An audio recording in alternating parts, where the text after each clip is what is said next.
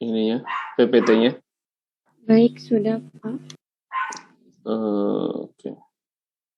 Udah jelas apa belum?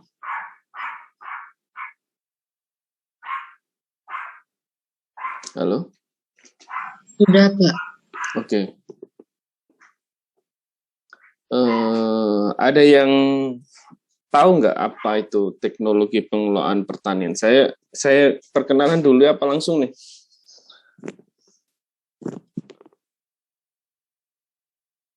Halo? Halo? Saya perkenalan dulu apa langsung? Perkenalan dulu, Pak, mungkin. Oke, perkenalan dulu ya. Oke, nama saya Angga. Saya dari IPB. S2 saya, S1 saya dari Erlangga Sosiologi UNER. S2 saya di Sosiologi Pedesaan. Fokus kajian saya tentang sosiologi pangan dan perubahan agraria di pedesaan. Begitu. Ada yang tanya lagi?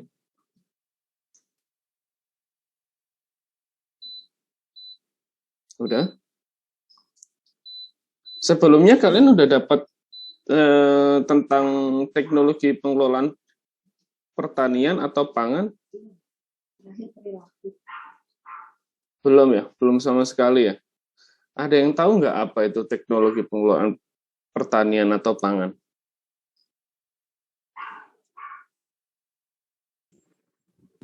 Baik, Pak, izin. Ya, apa? Ada yang tahu? Baik, Pak, izin menjawab. Untuk teknologi pengolahan pangan itu, jadi suatu proses yang untuk menghasilkan sesuatu hal yang bermanfaat dari hasil produk pertanian atau dari hasil produk pangan, Pak. Menggunakan kayak misalnya kimianya seperti itu, menggunakan proses tertentu. Oke, ada yang lain? Izin menjawab, Pak. Izin menambahkan, jadi mungkin teknologi pengolahan pangan itu kayak metode untuk mengubah suatu bahan yang mentah untuk menjadi makanan atau makanan yang udah jadi biar bisa jadi bentuk lain untuk bisa dikonsumsi sama manusia. Oke, ada yang lain? Baik, Pak, izin menambahkan. Jadi seperti yang dijelaskan oleh teman saya tadi, untuk prosesnya itu, proses yang digunakan itu bisa mencakup pengubahan dan pengawetan melalui perubahan fisik ataupun perubahan kimianya. Juga dapat berupa penyimpanan dan distribusi. Oke. Ada yang bisa kasih contoh nggak apa bentuknya itu teknologi pertanian? Teknologi pengelolaan pertanian dan pangan. Sorry, ini saya kurang. Ada yang bisa kasih contoh nggak? Apa itu? Mungkin contohnya kayak misalnya dari padi, beras bisa dijadiin tepung beras gitu, Pak. Oke, betul sekali. EJ, tolong jangan lupa dicatat ya yang bertanya seperti biasa untuk poin penilaian. Terima kasih Pak Angga, mohon maaf memotong sedikit. Iya, nggak apa-apa. Oh iya, kalau mau menjawab sebutin namanya ya, biar saya mengingat-ingat siapa namanya gitu.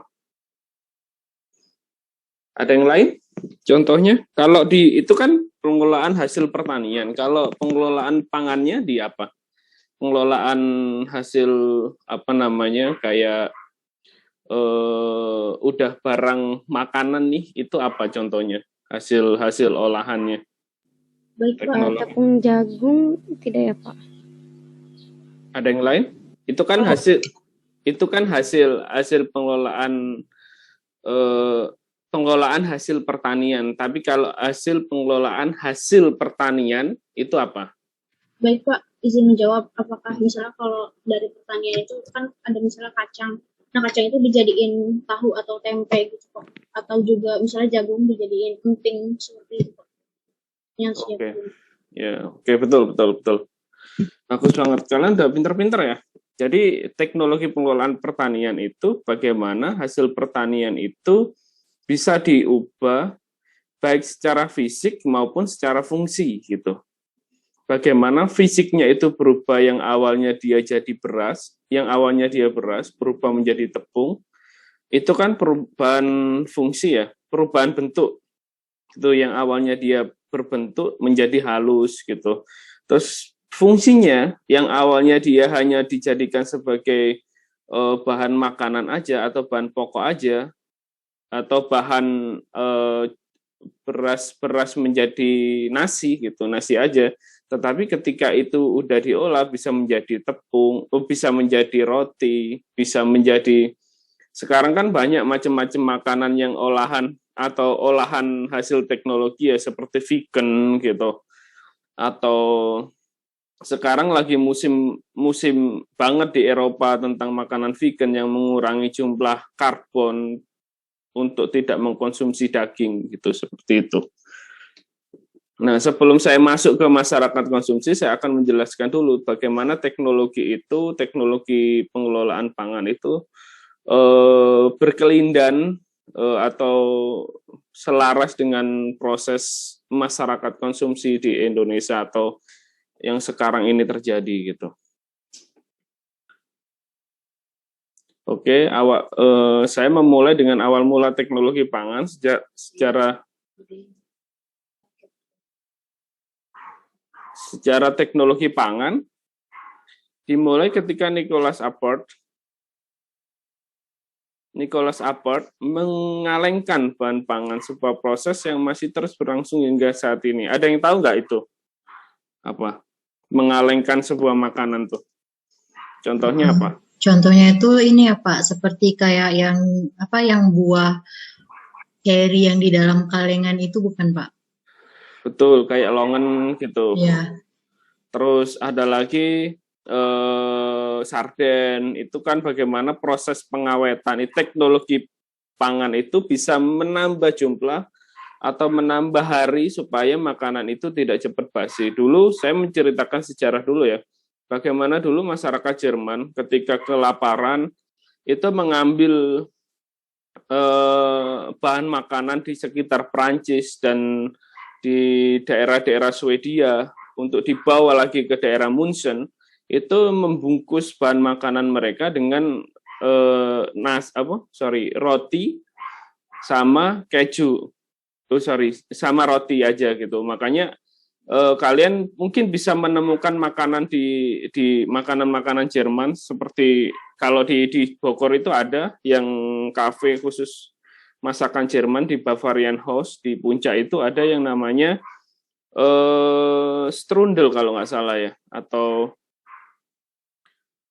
apa sih, lupa saya namanya, yang di dalamnya itu udah ada keju, udah ada telur, ada sosis, seperti itu. Itu sebenarnya sejarahnya bagaimana makanan-makanan itu dibungkus oleh masyarakat Jerman pada waktu itu supaya nggak cepat basi, seperti itu. Sekarang saya melanjutkan, namun ketika itu Nicholas Appert mengaplikasikannya tidak berdasarkan ilmu pengetahuan terkait pangan. Jadi mereka melakukan pengawetan itu bukan untuk, dia tidak mengerti bagaimana teknologi pangan pada waktu itu, tetapi mereka sudah mengaplikasikan bagaimana teknologi pangan itu dilakukan. Seperti itu. Teknologi pangan berdasarkan ilmu. Selanjutnya, teknologi pangan berdasarkan ilmu pengetahuan dimulai oleh Louis Pasteur. Makanya ada pasteurisasi gitu. Ketika mencoba untuk mencegah kerusakan akibat mikroba pada fasilitas fermentasi anggur. Nah, sekarang bisa kita lihat di seperti wine, minuman-minuman fermentasi ya, seperti bir, wine, terus whisky, seperti itu. Pasteur juga menemukan proses yang disebut dengan pasteurisasi, yaitu pemanasan susu, produk susu untuk membunuh mikroba yang ada di dalamnya dengan perubahan sifat dari susu yang minimal, seperti itu. Seperti yogurt itu salah satu bentuk hasil olahan teknologi pangan gitu. Bagaimana susu yang biasa aja atau susu yang cepat basi gitu, itu masih bisa dimakan, tetapi ketika dia basi itu tidak merusak perut kita atau menyebabkan penyakit di dalam tubuh kita, seperti itu. Makanya ada pasteurisasi. Udah dong sampai sini? Udah nyambung sejarahnya gitu, awal mula teknologi pangan terbentuk. Oke, selanjutnya saya kok nggak bisa ya. Oke, sorry. Nah, ini manfaat teknologi pangan. Yang pertama adalah ketersediaan pangan, di mana bagaimana teknologi pangan itu diaplikasikan, bagaimana teknologi pangan itu bisa menambah jumlah hari atau jumlah jam di dalam pangan itu supaya bisa dinikmati setiap orang. Karena apa? Masalahnya setiap hari orang itu selalu mengkonsumsi bahan makanan, sedangkan bahan makanan di pertanian itu semakin menipis. Contohnya bisa kita lihat di dalam kasus-kasus pada COVID-19 kemarin, awal COVID-19, bagaimana krisis pangan dengan pola mereka memborong bahan makanan, masyarakat memborong bahan makanan supaya dia tidak kelaparan, itu menunjukkan bahwa manusia itu pada dasarnya ingin mengamankan bahan produk atau bahan makanan atau bahan primer yang akan dia konsumsi. Tetapi tidak setiap saat alam itu bisa menyediakan bahan makanan itu. Contohnya kayak padi, nggak setiap saat padi itu bisa panen, tetapi ada waktunya, seperti 3 bulan sekali. Atau buah gitu, buah tidak setiap saat kita bisa menikmati buah, contohnya kayak durian. Meskipun sekarang banyak teknologi yang sudah mengaplikasi durian bisa berbuah sepanjang tahun gitu. Tetapi bagaimana jumlah tumbuhan itu bisa berbuah itu kan tergantung jumlah pohonnya juga gitu. Tetapi makanan yang dikonsumsi manusia itu tetap banyak, seperti itu. Yang kedua, alam menghasilkan bahan pangan. Nah, yang kedua ini alam menghasilkan bahan pangan dengan keterbatasan yang dimilikinya gitu. Bagaimana keterbatasan yang dimilikinya itu bisa mencukupi kebutuhan manusia atau kebutuhan masyarakat. Karena masyarakat, contohnya kayak kalian sekarang puasa.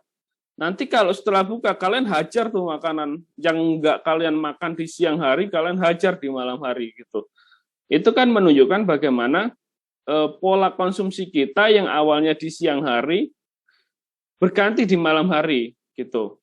Maksudnya gini, sebenarnya jumlah yang kalian makan itu sama pada hari-hari biasa, tetapi waktunya aja yang diganti.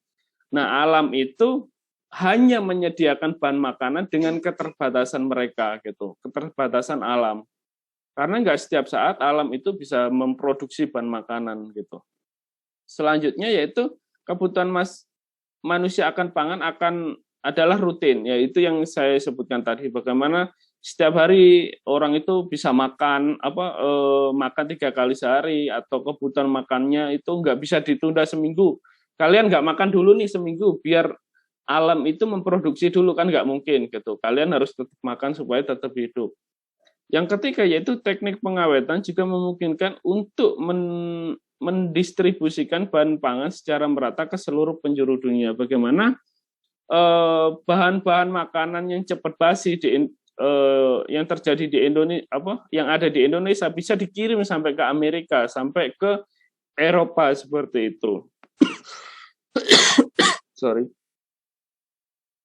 Jadi teknik pengawetan itu memungkinkan orang di penjuru dunia itu bisa menikmati makanan-makanan yang ada di belahan dunia lainnya. Dengan cara apa? Dengan cara pengawetan.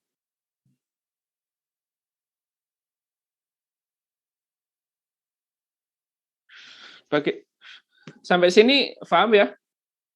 Maksudnya sejarahnya sampai bagaimana olahan pangan itu bisa dinikmati. Sekarang pertanyaannya menjadi begini, bagaimana olahan hasil teknologi pangan bisa dinikmati? Ada yang bisa jawab di sini? Bapak, izin jawab. Sebutin namanya. Iya baik Bapak, saya Adinda. Menurut saya hasil teknologi pangan bisa dinikmati dengan cara kan tadi kan sumber daya alam itu memiliki keterbatasan yang Pak. Dengan adanya keterbatasannya itu bisa diolah dengan cara pengawetan Pak sehingga bisa dinikmati hingga belahan dunia lainnya Pak. Ada yang lain? Baik, izin menambahkan. Menurut saya yang lebih harus difokuskan itu adalah proses distribusinya, karena kalau misalnya setiap pangan itu ada kayak garis ada sistem logistiknya ya. Jadinya kalau misalnya sistem tersebut runtuh, seperti contohnya ketika awal pandemi, jadi di Amerika itu kan banyak petani kentang yang tiba-tiba tiba-tiba nggak bisa ngejual kentangnya itu karena banyak hotel-hotel sama maskapai-maskapai yang tutup. Jadinya mereka sampai totalnya itu ngebuang sampai 1,5 juta ton kentang. Oke. Iya. Oke. Ada yang lain? Baik, Bapak izin menambahkan. Ya, perkenalkan nama saya Diva Aulia, izin menambahkan dari pernyataan dari Adinda Kusuma tadi, seperti yang telah dibilang Adinda bahwa pengolahan seperti yang tadi bahan pertanian yang diolah contohnya menjadi tepung, itu kan nggak bisa langsung dimakan karena cuma jadi bahan setengah jadi. Gimana kita bisa menikmatinya, itu memerlukan olahan lebih lanjut, contohnya dimasak, seperti dimasak menjadi bubur sumsum, begitu sekiranya Pak. Terima kasih. Oke, bagus banget. Kalian udah pinter-pinter ya ternyata ya. Bagaimana olahan hasil teknologi pangan bisa dinikmati. Hasil olahan teknologi itu bukan terbatas pada hasil teknologinya aja, tetapi ada grit manusia yang bisa dinikmati di situ. Contohnya kayak vegan gitu. Hasil olahan vegan itu kan tidak ada unsur hewannya sama sekali ya. Tetapi bagaimana manusia itu bisa meng-create rasa susu, bagaimana jamur itu diolah menjadi rasa daging, kekenyalannya mirip kayak daging, itu hasil dari teknologi pangan yang bisa dinikmati gitu. Tetapi pertanyaannya menjadi begini, bagaimana vegan itu bisa dilakukan, bisa dilakukan dan bisa diterima oleh masyarakat. Sekarang kan bagaimana alam itu terus berproses terus gitu. Bagaimana kita mengurangi karbon dengan tidak menyembelih kalian.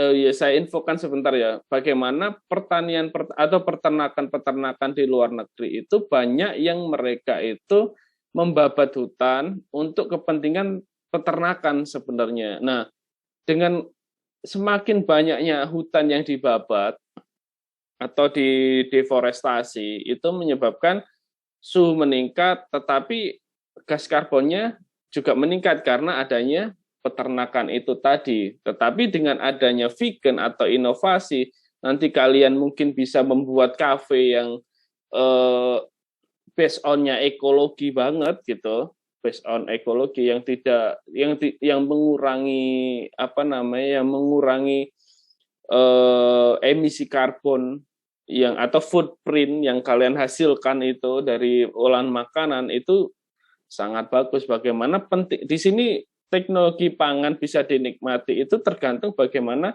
mahasiswa-mahasiswa gizi itu mempunyai inovasi-inovasi yang dia itu mampu membuat terobosan-terobosan baru bersama-sama untuk mengurangi emisi karbon. Karena sekarang ini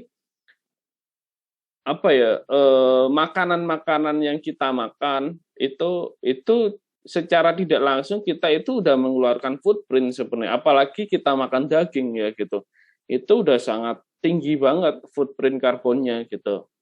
Saya itu udah hampir setahun itu udah nggak makan daging sama sekali gitu, seperti itu. Jadi mungkin kalian nanti lulus, kalian nggak hanya kerja di pemerintahan atau nggak hanya kerja di NGO, kalian bisa jadi seorang wirausahawan ya yang bergerak di bidang makanan gitu, kalian bisa mencukupi gizi masyarakat yang sebagian besar masyarakat Indonesia itu belum tahu gizi itu seperti apa, gizi seimbang itu seperti apa. Nah, kalian melakukan terobosan di situ untuk memberikan edukasi sekaligus kalian membuat wirausaha di situ. Tetapi di sisi lain kalian menerapkan ilmu kalian sekaligus kalian menjadi wirausaha di situ. Seperti itu. Selanjutnya yaitu ada prasarana di dalam teknologi pengelolaan pangan dan pertanian itu ada dua prasarana penting sebenarnya ya. Bagaimana yang pertama yaitu ekonomi dan komunikasi.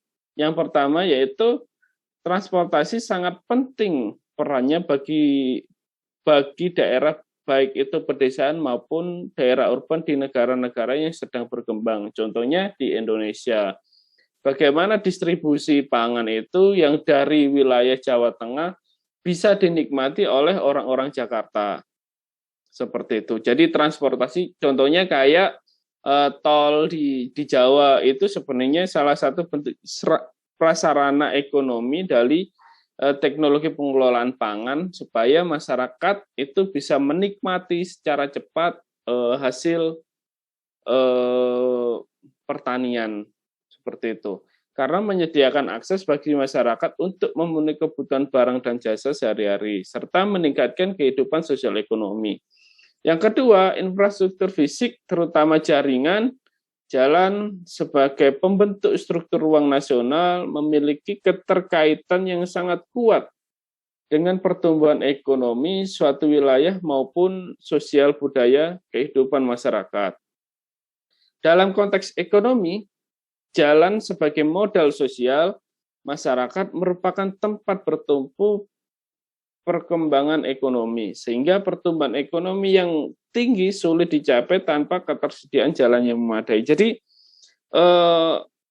infrastruktur fisik di dalam teknologi pertanian. Jadi teknologi pertanian itu nggak hanya bagaimana olahan pangan aja gitu, bagaimana olahan pangan itu bisa dinikmati, bagaimana pengawetan itu salah satu instrumen saja, tetapi ada prasarana lain yang penting untuk menunjang teknologi pertanian itu, yaitu infrastruktur fisik yang menjadi cikal bakal modal sosial atau sosial kapital yang bertumpu pada perkembangan atau pertumbuhan ekonomi yang tinggi gitu.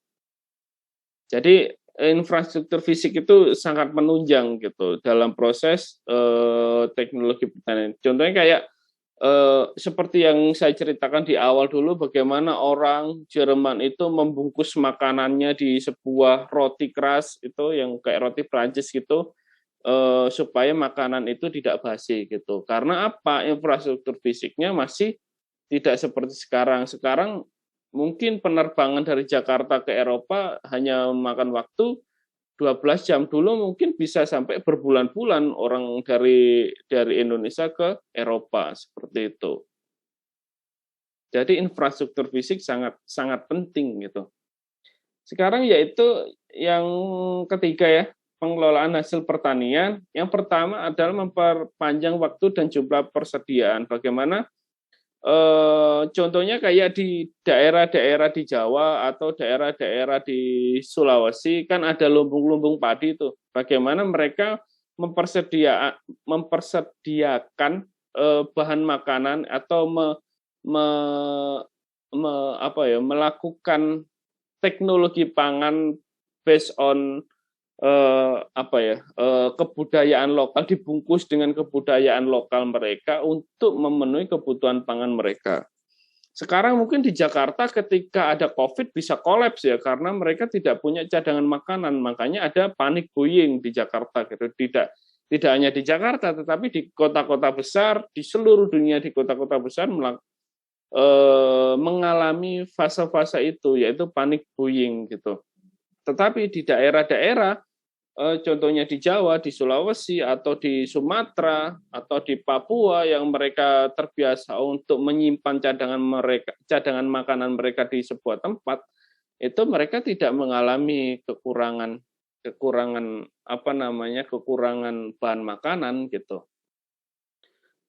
Saya kasih contoh kemarin waktu saya ikut conference bulan Juli tahun kemarin, itu di daerah Slovakia, di daerah Ukraina, sama di daerah Norway, itu sebagian besar orang-orang di kota itu mengalami krisis pangan yang hebat sampai mereka itu pada fase kelaparan, tetapi hasil produksi pertanian di pedesaan itu menumpuk karena dia tidak bisa mensuplai bahan makanan mereka ke kota gitu. Nah, itu bagaimana orang-orang di perkotaan itu mengalami fase-fase bisa dikatakan krisis pangan ya dalam kerangka pandemi COVID gitu sangat terasa, tetapi di wilayah pedesaan mereka nggak mengalami krisis pangan sama sekali gitu karena mereka sudah mempunyai cadangan makanan gitu. Dan sebagian besar pertanian-pertanian di pedesaan itu tidak terbiasa menjual hasil pangan mereka gitu. Kecuali yang industri gitu, industri contohnya kayak di Karawang, industri padi di Karawang, di Subang, di Indramayu, itu kan sebagai lumbung padi nasional, mereka semua hasil pertanian mereka disuplai ke Jakarta. Tetapi di daerah-daerah terpencil seperti Sulawesi, di Sulawesi Tenggara, di daerah Papua, di daerah Jawa yang masih pedalaman gitu, mereka tidak terbiasa menjual bahan hasil pertanian mereka gitu. Pengelolaan hasil pertanian tersebut itu memudahkan penyimpanan dan proses distribusi. Bagaimana hasil pertanian itu yang sudah diolah itu memudahkan penyimpanan. Contohnya seperti ini.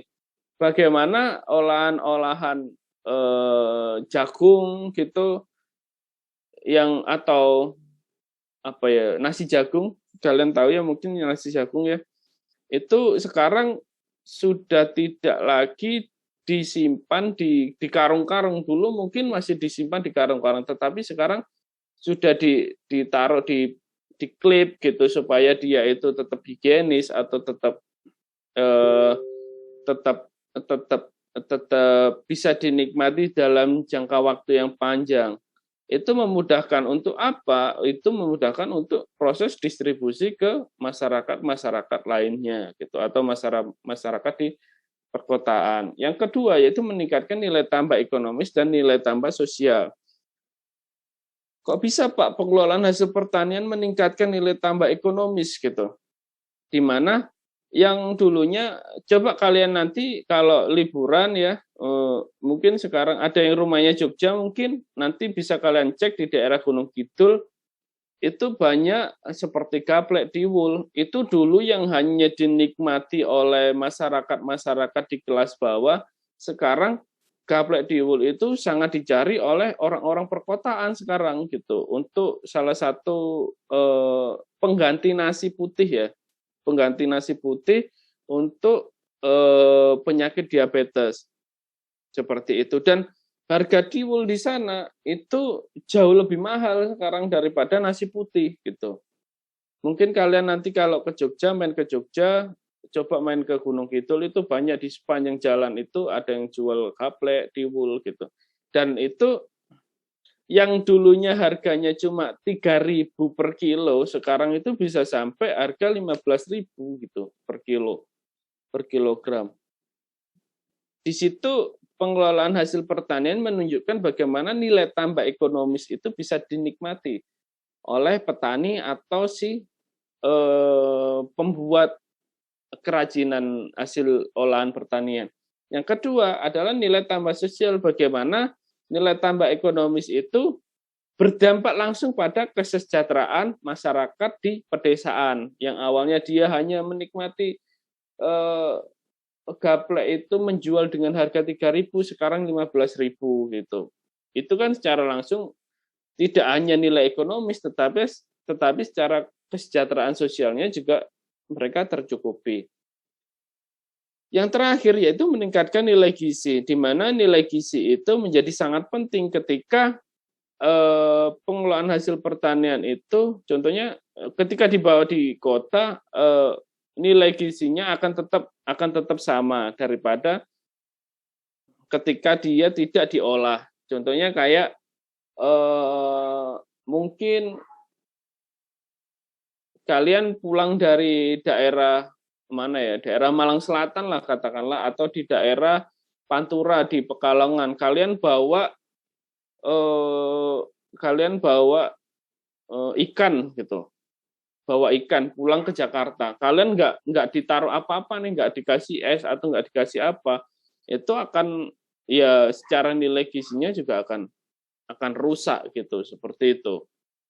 Jadi pengelolaan hasil pertanian atau itu akan meningkatkan nilai gizi atau bukan meningkatkan ya, menstabilkan nilai gizi yang akan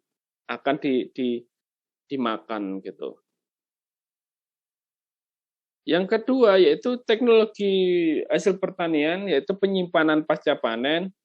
Itu sebenarnya di sisi lain yang pertama adalah mencegah susut bobot, di mana itu terjadi pada tanaman seperti padi dan jagung.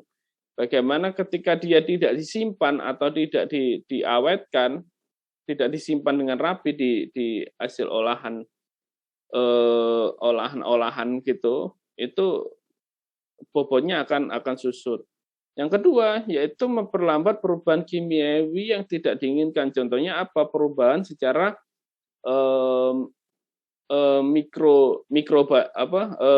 mikrobanya tadi akan berubah akan cepat membusuk pada makanan tersebut.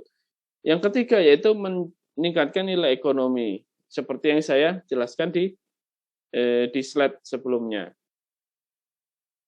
Nah, ini salah satu contoh teknologi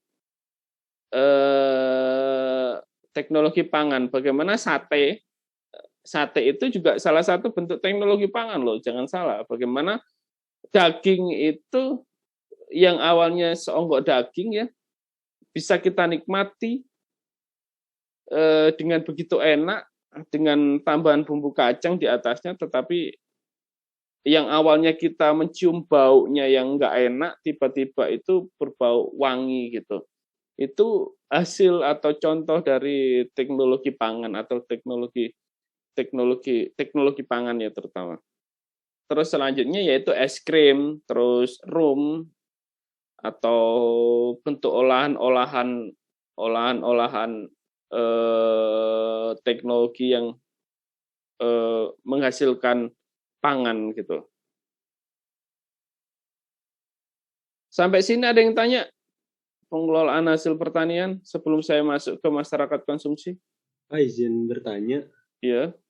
Kan tadi Bapak menyinggung mengenai carbon footprint dari diet masyarakat ya. Menurut saya kalau misalnya mau diimplementasiin di Indonesia kayaknya kurang sesuai sih Pak. Soalnya kan kita memang budayanya bener-bener banyak diet kita yang protein itu kan nabati seperti tempe sama tahu. Nah, kalau misalnya mau mengimplementasikan hal seperti itu, mungkin lebih cocoknya ke negara-negara seperti Amerika atau Eropa yang memang mereka kayak setiap hari tuh nggak ada hari tanpa daging. Kan kalau kita kan kayak makan daging itu kan kayak rasanya setiap Idul Adha doang sampai kesannya kayak begitu ya Pak. Dan apa sih hal yang bisa menginfluence budaya-budaya untuk memiliki tingkat konsumsi daging yang berbeda?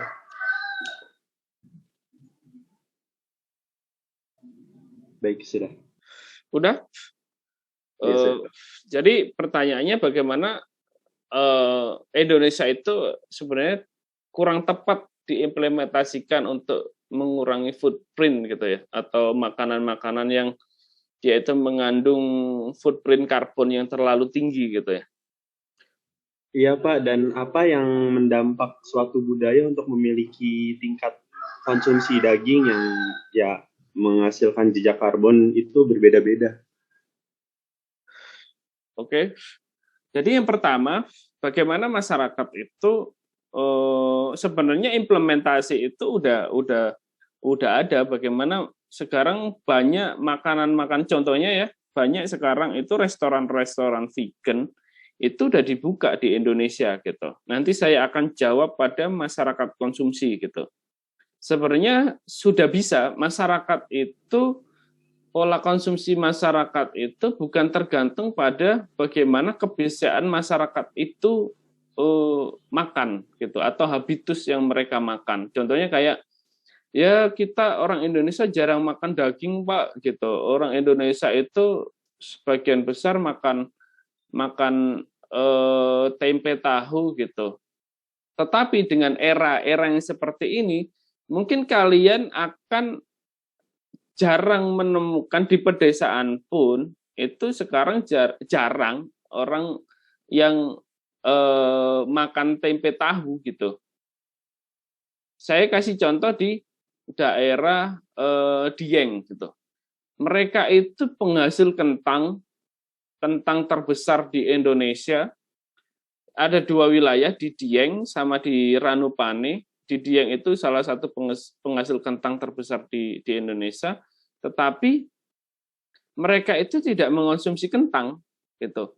Atau mereka tidak mengolah kentang itu menjadi sebuah makanan. Mereka lebih suka makanan-makanan yang berdaging gitu. Karena dengan adanya daging itu bisa menghangatkan tubuh katanya, seperti itu. Mereka paling laku di sana itu sop gitu. Sop daging atau sop kerbau seperti yang makanan di Pati itu di Kudus. Terus ada lagi sop bening seperti itu. Karena apa? Karena budaya makan kita itu bukan berdasarkan kebutuhan, tetapi konsumsi gitu. Berbeda ya, konsumsi sama kebutuhan makan itu berbeda. Contohnya kayak bisa kalian searching nanti di slow food, banyak di negara-negara Eropa sudah menerapkan slow food. Nah sekarang saya dengan kawan-kawan saya itu sedang menggalangkan bagaimana slow food itu bisa berjalan di Indonesia supaya tidak semakin besar footprint karbon. Karena apa? Karena apa yang kita makan itu selalu meninggalkan jejak karbon gitu, terutama pada makanan-makanan daging gitu.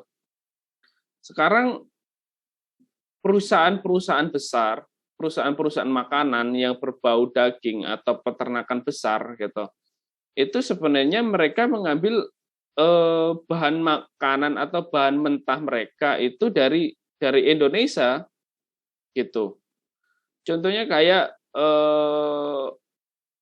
Lactogen deh, bukan Lactogen deh, perusahaan susu di Pasuruan di daerah Pandaan itu ada perusahaan susu besar di situ. Itu dia mempunyai kandang sapi itu seluas 100 hektar kalau nggak salah. Itu untuk menghasilkan susu setiap hari gitu. Jadi sebenarnya kebutuhan makan kita yang dengan jumlah lahan yang harus dihasilkan segitu besar untuk kebutuhan peternakan itu bisa dikonversi atau bisa dirubah dengan contohnya bisa diubah dengan santan mungkin gitu. Banyak kan sekarang makanan-makanan vegan yang dari susu itu beralih menjadi santan seperti itu. Dengan rasa gurih yang sama, dengan mungkin kadar nutrisi yang tidak begitu berbeda gitu. Seperti itu. Yang kedua yaitu yang kedua tadi gimana? Ya Pak, jadi apa sih faktor yang menginfluence suatu budaya itu untuk memiliki konsumsi daging yang berbeda? Tapi sih tadi sudah sekalian dijelaskan dari yang sisi konsumsi atau kebutuhan. Oke. Ya, jadi terima kasih Pak. Jadi sebenarnya konsumsi masyarakat di Indonesia itu nanti saya akan jelaskan pada masyarakat konsumsi ya, bagaimana orang mengkonsumsi itu bukan mengkonsumsi kebutuhan sebenarnya, tetapi mengkonsumsi eksistensi. Kalian nongkrong di kafe, kalian udah penuh perut kalian, tetapi masih ingin nongkrong di kafe karena apa? Karena sebuah eksistensi di situ, sebuah kebutuhan, sebuah bukan menikmati hasil kopinya gitu, kenikmatan kopinya atau kenikmatan mungkin kalian di sebuah apa namanya steakhouse gitu, kalian tidak menikmati steaknya, tetapi menikmati saya bisa loh nongkrong bisa loh makan di steakhouse, saya bisa loh minum di Starbucks gitu, saya bisa loh makan di tempat-tempat yang tidak biasa orang itu, tidak semua orang itu bisa menikmati makanan di situ. Seperti itu. Jadi konsumsi masyarakat terutama di Indonesia itu bukan, dan itu nggak hanya di Indonesia, di seluruh dunia itu sama gitu. Bagaimana orang Perancis itu ketika dia bergengsi bisa nongkrong di floor gitu, di ujung kota Paris yang tempatnya para filsuf nongkrong gitu, itu sebuah tempat yang sangat bergengsi di Perancis gitu. Seperti itu. Nah, sekarang saya sambungin ke masyarakat konsumsi. Yaitu masyarakat yang mengkonsumsi bukan hanya barang. Jadi kalian nongkrong di sebuah kedai kopi, di sebuah steakhouse, tidak hanya mengkonsumsi barang itu, tetapi namun juga jasa, dan jasa yang saling berhubungan dengan manusia. Contohnya apa? Jasa apa gitu? Jasa-jasa yang bisa kalian create, bisa kalian akumulasi menjadi modal sosial gitu. Bisa kalian akumulasi menjadi si Dina nih bisa nongkrong di Starbucks nih, berarti dia golongan orang menengah ke atas ya gitu. Si ini bisa makan di Solaria ya, berarti mungkin uang sakunya 5 juta sebulan, mungkin seperti itu. Jadi jasa-jasa itu yang berhubungan dengan manusia itu bisa di-create atau bisa dikonversi menjadi sebuah modal sosial yang akan meningkatkan status masyarakat atau status si individu itu tadi gitu.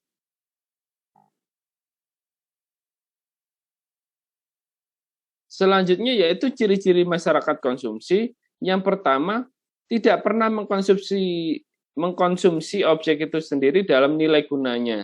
Jadi dia nongkrong di kafe, dia nongkrong di steakhouse, itu sebenarnya dia tidak menikmati steak yang dia makan atau kopi yang dia makan. Tetapi dia mengkonsumsi tempat itu atau mengkonsumsi eksistensi dia nongkrong di situ. Seperti itu. Yang kedua, objek selalu dimanipulasi sebagai tanda yang membedakan status antara individu dengan individu yang lain.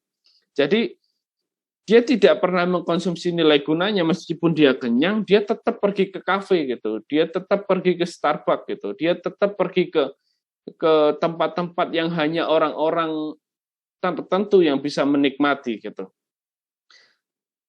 Nah, objek itu atau kopi itu, steak itu, makanan itu dimanipulasi sebagai tanda ya dalam kutip, yang membedakan status sosial antara individu dengan individu yang lainnya. Jadi si Dina sama si Ani, yang si Ani dia pergi ke warteg, yang si Dina dia makan di Solarias, dalam tanda kutip status sosial mereka juga akan berbeda gitu. Nah, masyarakat konsumsi atau pola konsumsi yang ada di Indonesia itu seperti itu sekarang gitu. Contohnya kayak orang-orang vegan gitu. Saya kasih contoh orang-orang vegan. Bagaimana orang-orang vegan, orang-orang vegetarian sama orang vegan ya. Saya kasih perbedaan itu. Bagaimana orang vegetarian itu dia mengkonsumsi makanan atau dia membuat makanan yang dia tidak mengkonsumsi daging tetapi tetap makan olahan daging gitu. Contohnya kayak dia tetap orang vegetarian itu tetap makan susu gitu, tetap minum susu, tetap minum susu, dia tetap makan telur gitu. Tetapi orang vegan itu beneran yang dia no animal gitu, tidak makan dari animal. Nah, saya sambungkan kepada masyarakat konsumsi bagaimana vegan dan vegetarian itu sekarang tidak lagi bagaimana terhadap kesadaran pentingnya makan yang menyebabkan kerusakan lingkungan, kerusakan bumi, tetapi itu sebagai eksistensi. Oh, saya orang vegan nih, berarti saya itu sangat pro terhadap lingkungan. Oh, saya orang vegetarian nih, berarti hidup saya sehat gitu. Seperti itu. Jadi orang vegan, orang vegetarian, mungkin dari kalian ada orang vegan, ada orang vegetarian, saya minta maaf ya gitu. Tetapi ini analisis secara sosial gitu. Jadi bagaimana orang mereka sekarang ini yang lagi booming, contohnya kayak kemarin pemeran Joker gitu, Joaquin Phoenix memberikan statement di waktu dia menang Oscar gitu, saya menyesal telah makan susu, telah minum susu dan makan daging karena itu sebuah pemerkosaan terhadap hewan gitu. Yang setiap pagi kita harus memperkosa dia untuk mengambil susunya dan kita makan dengan sereal gitu. Banyak orang yang yang pengikut mereka, pengikut Joaquin Phoenix itu tiba-tiba dia menjadi vegan gitu. Bagaimana figur atau pola konsumsi yang dilakukan oleh pengikut Joaquin Phoenix itu bukan mencerminkan bahwa dia vegan, bukan kesadarannya dia untuk mengkonsumsi nilai guna di dalam vegan atau vegetarian itu, tetapi di situ ada objek yang membedakan status. Oh, saya vegan, saya berarti secara otomatis saya pro terhadap lingkungan seperti itu. Tetapi dia tetap nyampah sembarangan, dia tetap tetap dikatakanlah dia tetap membabati hutan atau tidak memberikan hak untuk hewan itu hidup, tidak menyayangi binatang seperti itu, ya sama aja gitu. Dia tidak mengkonsumsi objek atau nilai guna, tetapi hanya sebagai tanda yang membedakan status antar individu seperti itu.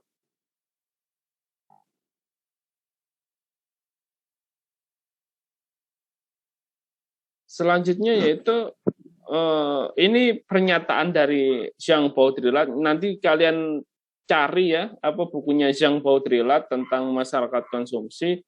One of the strongest proof that the principle and finality of consumption is not enjoyment or pleasure, is that is now something which is for upon us, something institutionalized, not as right or pleasure, but as the duty of citizen. Jadi orang yang mengkonsumsi itu bukan mengkonsumsi dalam tanda kutip menikmati nilai guna dalam makanan itu gitu, tetapi dia hanya sebagai pleasure, sebagai rekreasi gitu. Oh, kita makan di sana ya. Oh, kita ngopi mungkin kalian nanti kalau udah masuk, kalian di Blok M sering minum di Filosofi Kopi mungkin gitu, sering main ke Blok M mungkin gitu. Itu jadi kalian pleasure gitu. Kalian makan itu bukan menikmati nilai guna di dalam makanan itu, tetapi hanya sebagai rekreasi aja gitu, sebagai leisure time gitu.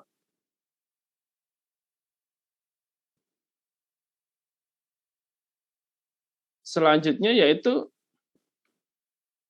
ini pernyataan Letzte menyatakan bahwa objek tidak hanya dikonsumsi dalam sebuah masyarakat konsumeris gitu. mereka diproduksi lebih banyak untuk menandakan status daripada memenuhi kebutuhan. Jadi dia menandakan, dia makan itu bukan makan gitu, tetapi menandakan status. Masyarakat consumers yang lengkap, thoroughgoing, objek menjadi tanda gitu, dan lingkungan kebutuhan jika memang ada jauh ditinggalkan. Jadi kebutuhan itu menjadi nomor second opinion daripada kebutuhan yang awalnya dia kebutuhan sekunder menjadi kebutuhan primer, yang awalnya kebutuhan primer itu menjadi kebutuhan sekunder, seperti itu. Jadi kebalik gitu. Masyarakat konsumsi sekarang itu menjadi terbalik. Seperti itu. Konsumsi membuat manusia tidak mencari kebahagiaan, tidak berusaha mendapatkan persamaan, dan tidak adanya intensitas untuk melakukan homogenisasi. Manusia justru melakukan diferensiasi atau perbedaan yang menjadi acuan dalam gaya hidup dan nilai, bukan kebutuhan ekonomi. Jadi setiap masyarakat konsumsi itu tidak mencari kebahagiaan, tidak mencari apa yang dia cari gitu, tetapi hanya kebutuhan status atau kebutuhan secara sosial aja yang dia cari gitu.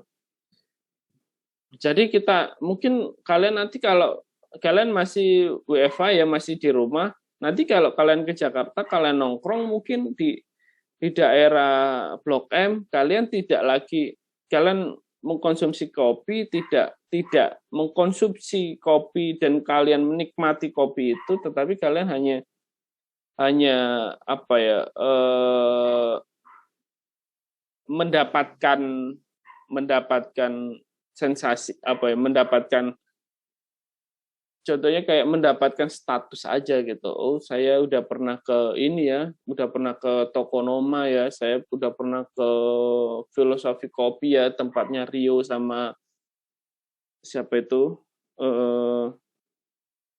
Di Chico Jericho. Ya, Chico Jericho, seperti itu. Kalian bisa nongkrong di situ gitu.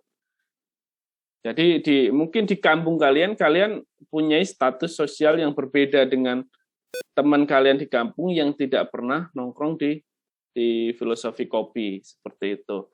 Dan pada dasarnya manusia atau individu itu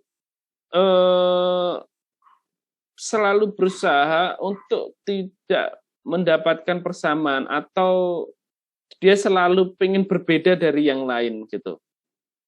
Mungkin kalian di kampung biasa nongkrong di kafe kampung gitu ya, di kafe kota kalian gitu. Tetapi kalian, kok saya udah di Jakarta nih, saya udah mahasiswa nih, secara otomatis cara nongkrong kalian atau cara bergaul kalian itu akan berbeda dengan teman-teman kalian di kampung gitu.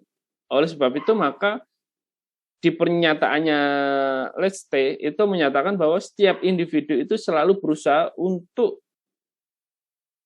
tidak sama dengan orang lain gitu, tidak selalu menyatakan berbeda gitu dengan orang lain. Dengan acuan apa? Dengan yang menjadi acuan dalam gaya hidup dan nilai, bukan kebutuhan ekonomi. Jadi secara gaya hidup dan nilai itu kalian pada dasarnya itu selalu ingin berbeda dengan orang lain gitu. Tetapi seberapa besar kadar perbedaan itu, ya itu tergantung kalian mengeksplorasi apa yang kalian miliki gitu.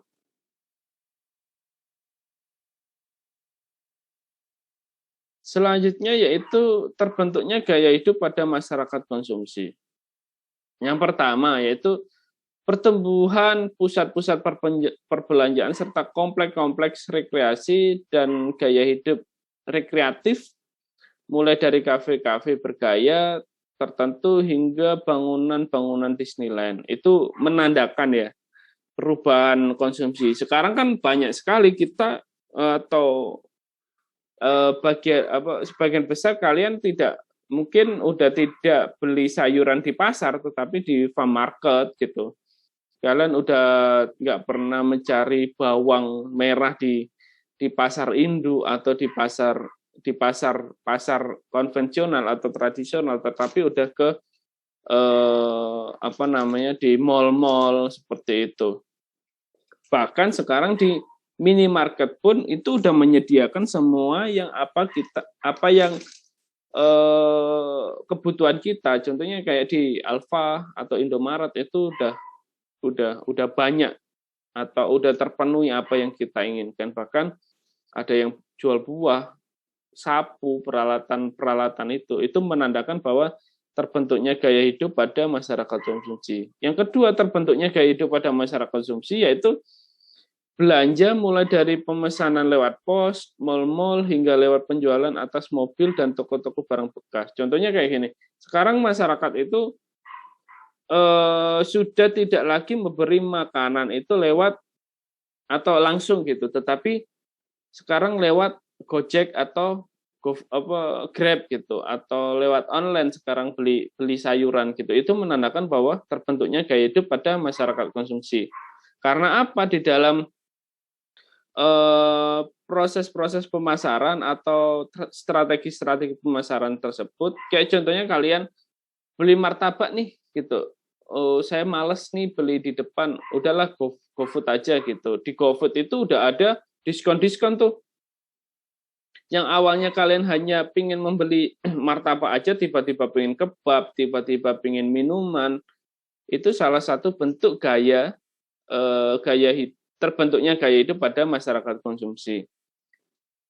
Yang terakhir yaitu penekanan pada gaya, desain, penampilan, dan barang-barang. Bagaimana sekarang kan mungkin musimnya K-pop ya. Mungkin kalian akan sama semua bajunya K-pop. Nanti coba kalian cek di bukunya Herbert Marcuse tentang One Dimension Man ya. Itu bisa kalian gali tuh di situ bagaimana gaya hidup itu di-create untuk sebenarnya menjadikan kita itu sama, menjadikan nilai kita itu sama, barang itu sama gitu. Nilai barang itu sama antara kita dengan antara masyarakat di Indonesia sama di Amerika itu sama seperti itu. Itu nanti coba cari bukunya Herbert Marcuse tentang One Dimension Man. Sampai sini ada yang tanya?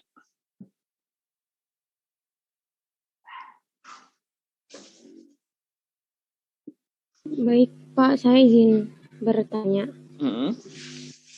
Ya. Bentar. Baik Pak, izin bertanya. Untuk kan secara jika dilihat sekilas kan ketahanan pangan di Indonesia itu kan akan mudah diwujudkan ya Pak, karena negara Indonesia kan merupakan negara agraris dan penduduknya juga sebagian besar merupakan petani. Tetapi kan pasti ada saja tantangan dalam mewujudkan ketahanan pangan nasional itu tersebut, seperti yang dijelaskan Bapak selama tadi itu. Tantangannya bisa dari penyediaan pasokan bahan pangan itu sendiri ataupun dari sisi pemenuhan kebutuhan. Lalu yang ingin saya tanyakan, dari tantangan tersebut, tindakan apakah yang dapat dilakukan sehingga kapasitas produksi pangan nasional itu tidak menurun? Terima kasih. Oke, bagaimana ketahanan pangan itu bisa terwujud ya gitu.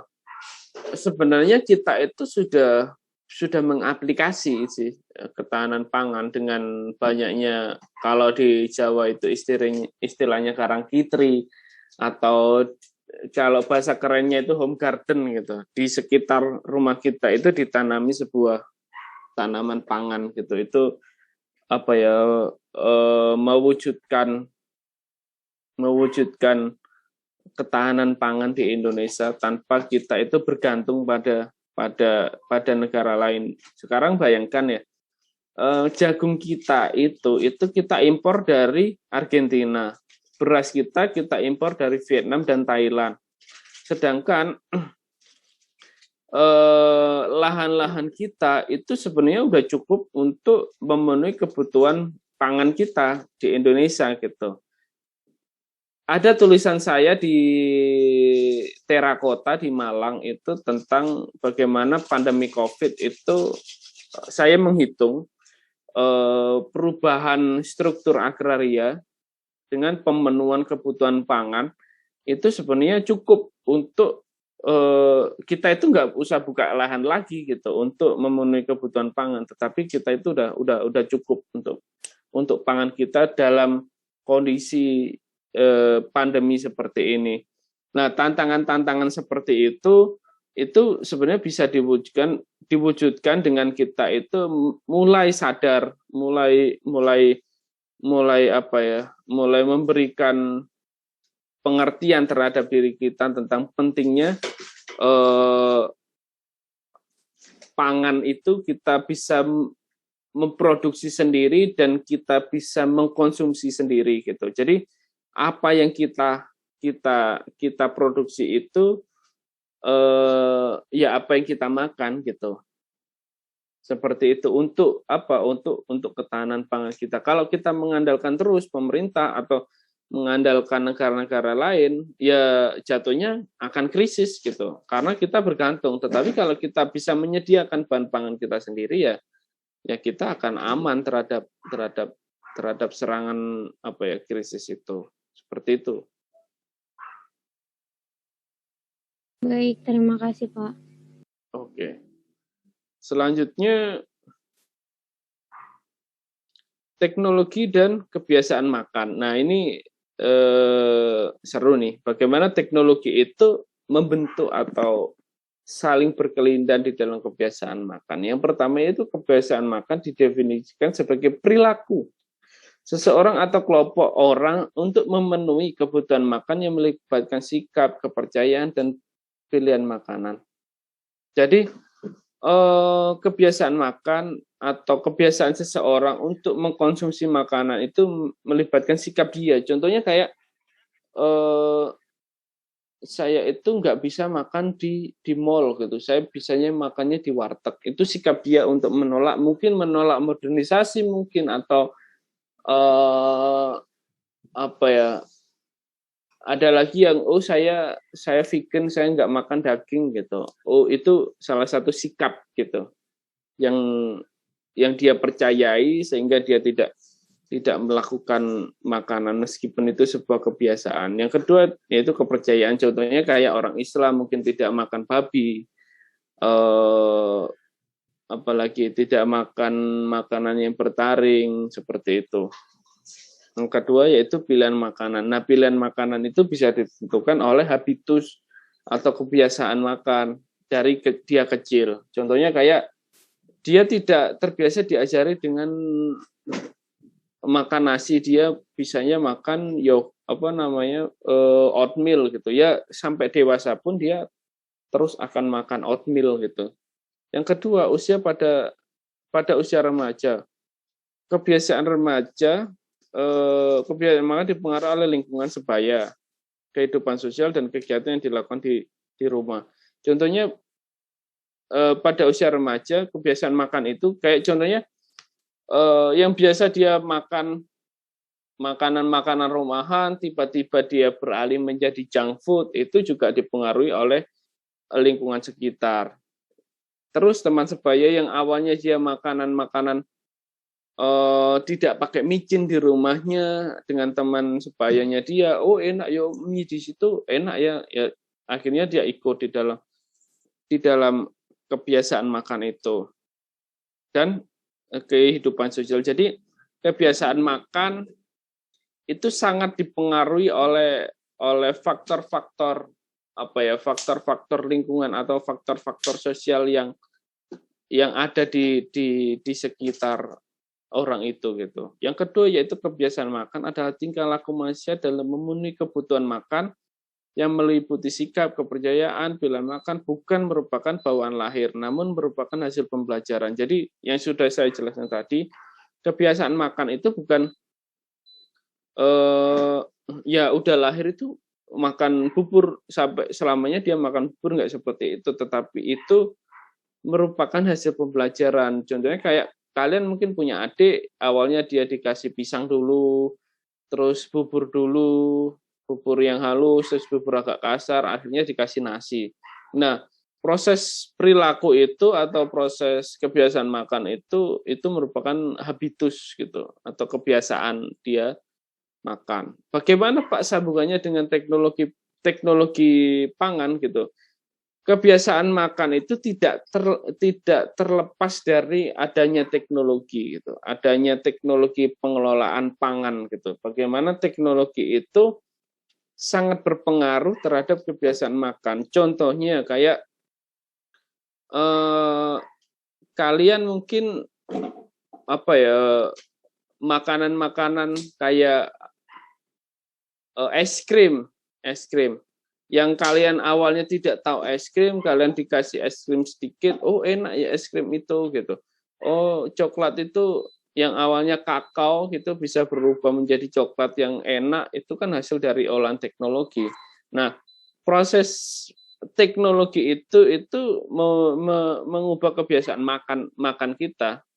Itu yang pertama. Yang kedua, bagaimana teknologi itu mengubah pola konsumsi kita yang awalnya kita tidak terbiasa makan malam, dengan adanya promo-promo di Gojek atau promo di GrabFood, kita akan berubah makan kita menjadi makan malam gitu, karena oh itu ada makanan yang unik ya, ada makanan baru ya yang bagus ya, yang menyebabkan kita mau makan gitu, seperti itu. Jadi teknologi dan kebiasaan makan itu sebuah kesatuan yang tidak bisa dipisahkan, seperti itu. Nah, yang kedua yaitu faktor dalam kebiasaan makan. Yang pertama yaitu tingkat ekonomi. Bagaimana ekonomi yang strata atas dia akan memilih makanan-makanan yang sekelas dengan mereka gitu. Atau ya nggak mungkin penghasilan 3 juta dia setiap hari makannya di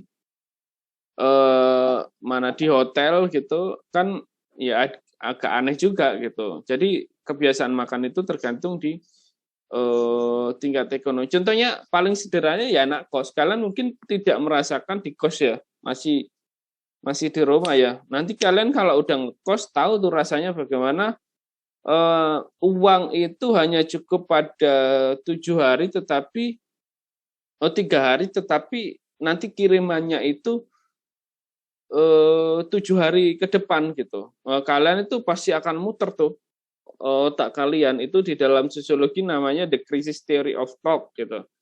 Kalian berpikir ketika kalian itu kepepet gitu. Itu pasti akan mikir tuh bagaimana inovasi makanan itu pasti akan muncul gitu. Karena kalian pada waktu itu harus memenuhi kebutuhan makan kalian dengan kondisi yang seadanya. Yang kedua yaitu pengaruh teman sebaya, di mana teman sebaya itu faktor kebiasaan makan itu sangat dipengaruhi oleh teman sebaya gitu. Yang biasanya kalian tidak pernah makan di luar, makan di rumah, tiba-tiba kalian punya teman di SMP, SMA, kalian akan setiap hari mungkin akan nongkrong gitu di kafe. Oh, itu ada makanan yang unik ya di situ. Mungkin kalian akan makanan-makanan yang ada di film-film Korea mungkin, atau film-film yang ada di film-film mungkin gitu, seperti itu. Yang kedua yaitu suasana dalam keluarga. Faktor dalam kebiasaan makan itu sangat ditentukan pada suasana dalam keluarga. Yang keluarga kalian tidak biasa sarapan, ya kalian sampai dewasa pun tidak terbiasa untuk sarapan. Tetapi kalau keluarga kalian itu sarapan, pasti nanti akan kebiasaan makan sarapan itu akan terulang terus gitu. Yang keempat, kemajuan industri makanan dan teknologi. Jadi industri makanan itu sangat mempengaruhi kebiasaan makan. Contohnya awalnya kalian tidak mengenal sekarang ya, ramen mungkin ya, atau Indomie ya. Indomie yang rasanya macam-macam ya. Dulu saya mungkin masih kare, soto, goreng gitu. Sekarang mungkin ada inovasi baru gitu. Jadi kemajuan industri makanan itu mempengaruhi kebiasaan makan kita gitu, disesuaikan dengan yang kalian mungkin hanya Indomie 1 kali seminggu, sekarang bisa sampai 3-4 kali karena varian makanannya, varian rasanya beda-beda. Atau yang dulu tidak ada apa namanya food court, tidak ada KFC, tidak ada PSD di kampung kalian gitu, tiba-tiba ada itu, ya kalian akan pergi di situ. Jadi kebiasaan makan itu tergantung kemajuan industri makanan yang ada di situ gitu.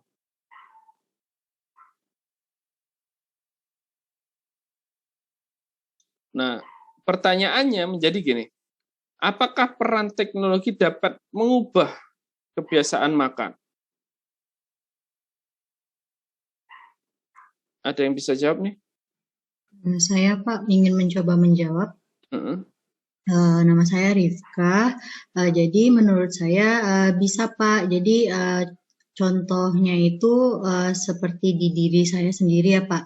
Nah, kalau di keluarga saya itu kebiasaan makannya itu ini Pak tidak memakan junk food dari kecil. Nah, karena saya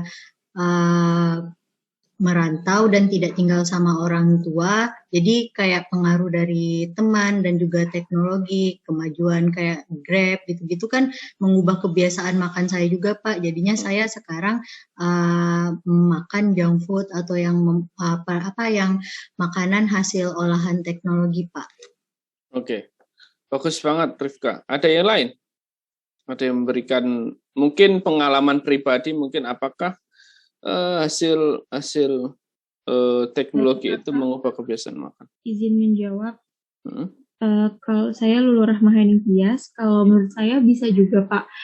Kebetulan keluarga saya itu biasanya menerapkan kebiasaan makan tuh makan di rumah Pak. Akan tapi terutama di masa pandemi ini kan di era digital dan teknologi, aplikasi TikTok itu kan lagi booming banget ya Pak. Nah itu tuh suka banget banyak beredar misalnya tempat-tempat makan atau kafe-kafe yang lagi hits atau lagi hits di kalangan anak muda. Nah, itu tuh jadi nge-influence orang-orang terutama yang mungkin seumuran sama saya tuh ngubah yang biasanya makan di rumah jadi lebih suka makan di tempat-tempat seperti itu, Pak. Terima kasih. Oke, bagus banget tuh. Ya, ada yang lain mungkin contohnya? Saya Pak. Siapa namanya? Adelia Safri Damayanti. Ya, kalau saya itu kebiasaan makan di rumah saya itu kebetulan orang tua saya tuh tidak membiasakan saya makan kayak saus terus kayak mayones gitu. Jadi saya tuh sampai sekarang tuh kesusahan gitu kalau misalnya ada makanan yang ada sausnya gitu. Terus kemungkinan tuh saya tuh lebih milih kayak makanan yang disaus, jadi ibaratnya kayak ayam ricis gitu, saya nggak suka, tapi mungkin kalau ayam geprek saya suka, tapi karena saya di gizi gitu Pak, terus kayak ada beberapa bahan yang kayak pakainya tuh kayak saus-saus gitu, mau nggak mau saya kayak membiasakan makan kayak kalau misalnya itu produk saus tapi sudah diolah gitu, saya sekarang bisa memakannya gitu Pak. Oh gitu. Kalian suka masak semua nih. Kalian kalau masak itu kalian cicipin nggak hasil masakan kalian? Cicipin Pak. Cicipin ya. Gitu. Ya apa ya?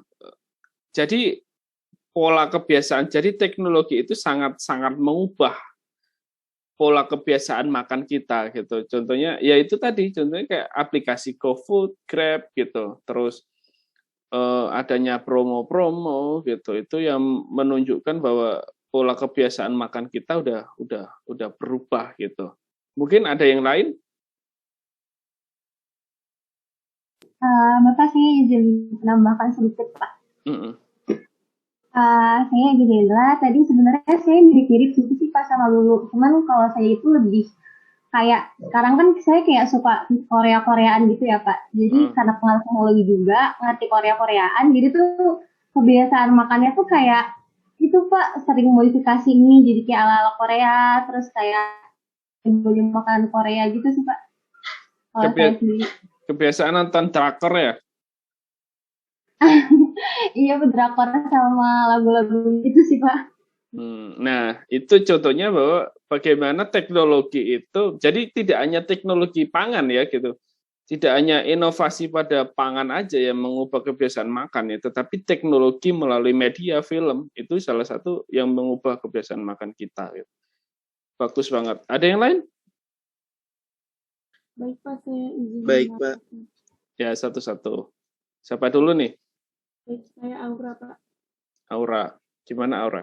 Jadi yang saya lihat ini kayak teknologinya ini pada media Pak. Jadi kalau misalnya pengen makan itu, kalau zaman dulu kan makannya bersamaan dengan keluarga gitu kan ya Pak, di meja makan.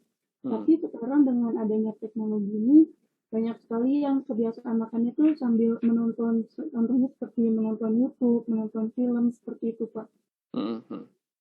Nah itu juga salah satu contoh bagaimana meja makan itu. Saya belajar dari orang-orang Perancis ya, bagaimana meja makan itu sebagai tempat untuk keluarga itu ngumpul, meluangkan semua apa ya, aktivitas apa yang dia lakukan pada waktu dia nggak ketemu dengan keluarganya gitu. Tetapi sebenarnya di Indonesia itu udah seperti itu dari dulu. Cuma dengan adanya teknologi itu berubah tuh pola makan yang awalnya dia ngumpul cerita gitu, oh di sekolahan saya begini Pak gitu, saya kesusahan di pelajaran ini. Jadi orang tua itu ajang komunikasi dengan orang tua dan anak dengan orang tua. Sekarang udah berubah. Bagaimana anak itu sekarang makan itu udah pegang handphone tuh, lihat film, lihat orang tuanya udah sibuk sendiri, anaknya udah sibuk sendiri. Jadi mengurangi intensitas apa ya, komunikasi antara anak dan orang tua seperti itu. Kalau saya belajar dari orang Perancis itu bagaimana dia makan itu bisa sampai 2 jam gitu. Dan di table manner orang-orang Perancis itu ya kalian harus, bahkan telepon kerja pun itu tidak diangkat oleh mereka gitu. Saya masih me time nih sama keluarga atau sama kolega saya, jadi please don't call me gitu kan. Seperti itu. Jadi kebiasaan-kebiasaan itu yang sekarang udah hilang gitu di kita gitu dengan adanya perubahan teknologi gitu. Ada yang lain mungkin Masnya tadi? Baik ya Pak, saya Ilyas Kamal Samudra. Kalau saya sama Pak, seperti Lulu, maksudnya kayak waktu saat pandemi saya tuh belum nggak suka gitu Pak, kayak mesen-mesen online gitu, jadi tuh lebih suka ke tempatnya langsung. Tetapi pada saat pandemi ini benar sekali yang tadi disampaikan oleh Lulu, lihat dari TikTok gitu Pak, kan sekarang lagi banyak banget ya, apalagi juga kayak banyak yang ngasih tahu gitu Pak, diskon kayak promo-promo gitu Pak, jadinya banyak juga yang sekarang kayak memanfaatkan aplikasi gitu Pak, kayak saudara-saudara saya juga merubah juga sih Pak pola makannya. Dan waktu mama saya nggak masak juga malah disuruhnya juga GoFood gitu Pak. Terima kasih Pak. Seperti itu. Jadi pola kebiasaan makan itu kalau di keluarga saya di Jawa ya, saya hidup di keluarga Jawa yang tulen banget gitu. Jadi anak laki di budaya Jawa itu anak laki-laki itu nggak boleh masuk dapur sama nggak boleh nyapu. Itu nggak boleh di keluarga saya. Tetapi saya menentang semua itu gitu. Bagaimana saya juga bisa masak, saya juga bisa beres-beres gitu. Karena apa? Karena ketika pada saat pandemi ini saya eksplorasi masak gitu. Saya bagaimana masak. Saya menemukan resep baru bagaimana spaghetti itu saya tidak menggunakan mayones atau tidak menggunakan menu-menu yang udah ada, tetapi saya menggunakan menu-menu tradisional seperti saya hanya menggunakan telur sama keju untuk membumbui si spaghetti itu gitu. Dan itu carbonara itu saya nggak pakai resep-resep yang ada, tetapi saya menggunakan resep saya sendiri gitu, seperti itu. Jadi ada inovasi-inovasi baru ketika kita mau belajar gitu. Kita tidak bergantung pada teknologi seperti itu. Jadi kita bisa survive pada diri kita sendiri. Saya nyambung pada ketahanan pangan tadi. Bagaimana kalau kita tantangan ketahanan pangan kita, tetapi SDM kita itu belum mencapai pada proses ketahanan pangan itu tadi, ya kita tetap mengandalkan pada orang lain gitu. Contohnya apa? Ya teknologi gitu. Seperti itu. Ada yang lain? Baik Pak, saya tambahkan Pak. Siapa dulu nih? Baik, saya Pak izin menambahkan, nama saya Adelia Permata Putri dari D4A. Saya tidak tahu Pak, apakah ini terlalu jauh apa enggak. Menurut saya penerapkan teknologi itu merubah kebiasaan makan itu iya. Contohnya itu dari misalnya manusia purba Pak. Manusia purba itu kan makannya kayak dia berburu gitu Pak. Terus makannya tuh dagingnya masih berdarah-darah gitu. Terus karena ada teknologi, mohon maaf ya Pak. Kayak nangis dong, berdarah-darah. Tidak Pak. Mungkin yang nangis hewannya Pak. Lalu setelah itu saking berkembangnya teknologi, iya itu dapat akhirnya sekarang manusia itu nggak makan yang masih ada darah-darahnya, nggak masuk berburu yang ada darah-darahnya itu Pak. Gara-gara udah misalnya ada GoFood gitu, mirip-mirip sih Pak sama teman-teman yang tadi. Terima kasih Pak. Oke. Ya itu perubahan apa ya? Perubahan bukan ya salah satunya perubahan teknologi, tetapi perubahan mindset juga sih kalau apa namanya, bagaimana orang-orang zaman purba itu dia berburu, kalau kayak masyarakat purba kan berburu dan meramu ya, bagaimana masyarakat nanti ada sih sebenarnya di gizi dan gender itu dia membahas bagaimana laki-laki itu berburu dan perempuan itu meramu di rumah gitu. Tetapi next mungkin Bu Adil akan menjelaskan itu gitu. Seperti itu. Ada yang lain? Baik, Pak. Ada yang lain? Tadi siapa tuh yang satunya? Ya baik Pak, saya Ayu Rizky Puspita Dewi. Sebenarnya saya juga nggak begitu jauh sama yang teman-teman lain, peran teknologi ini dapat merubah kebiasaan makan. Tapi kalau misalnya di keluarga saya itu lebih ke kayak ngumpul-ngumpul makannya gitu Pak. Jadi yang awalnya nih biasanya kan kalau misalnya mau puasa gitu, kalau misalnya orang Jawa kan suka ada kayak munggahan gitu kan ya Pak, kayak makan besar gitu. Nah kalau misalnya biasanya kita bisa masak-masak atau ke tempatnya langsung. Nah, karena adanya teknologi ini jadi lebih kayak udah pesen aja gitu, nyari yang lebih praktisnya gitu sih, Pak. Tapi kalau misalnya untuk kayak kebersamaannya gitu, kalau di keluarga saya itu karena kebiasaan sehari-harinya punya kegiatan masing-masing, nah dengan adanya GrabFood itu tuh justru kayak bisa mempersatukan gitu, Pak, salah satunya. Kalian menyadari nggak bahwa teknologi itu selain dia memudahkan juga membuat kita itu semakin bergantung pada itu dan membuat kita malas? Ada yang bisa jawab nggak? Iya Pak. Iya Pak. Coba jelasin dulu. Baik Pak, izin menjawab. Jadi menurut saya kalau ketergantungan sama kayak Grab atau GrabFood atau GoFood kayak gitu bikin kita malas karena kan kita udah ngerasa kayak mau beli makan, misalnya mau beli ayam geprek, ya udah tinggal nyari aja nih menunya di Gojek atau Grab. Udah nanti tinggal nunggu datang, jadi kita nggak usah capek-capek keluar rumah atau naik motor, keluar panas-panasan, kita tinggal nunggu di rumah, terus nanti makanannya tuh udah nyampe, atau bahkan kadang juga kan pembayarannya tuh kan udah pakai kayak OVO atau GoPay gitu ya Pak.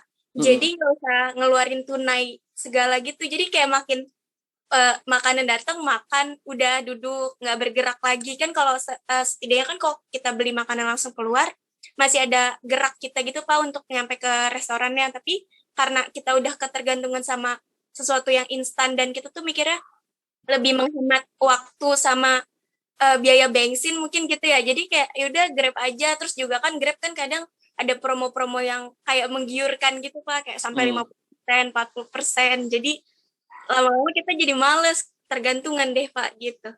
Ya, oke, betul. Betul sekali, bagus banget. Ya, seperti itu, teknologi membuat kita terlena atau membuat kita di sisi lain juga mempermudah kita, tetapi di sisi lain juga membuat kita membuat kita bergantung gitu. Dan itu sangat tidak bagus juga gitu. Saya lanjutkan ya materinya ya. Saya cepat aja karena waktunya udah mepet. Yang selanjutnya itu pengaruh teknologi dalam kebiasaan makan, yaitu masyarakat digital dan masyarakat one dimensionment yang saya suruh cari di bukunya Herbert Marcuse tuh. Yang pertama, masyarakat digital, setiap aktivitas manusia akan digerakkan melalui serangkaian teknologi digital. Karena apa?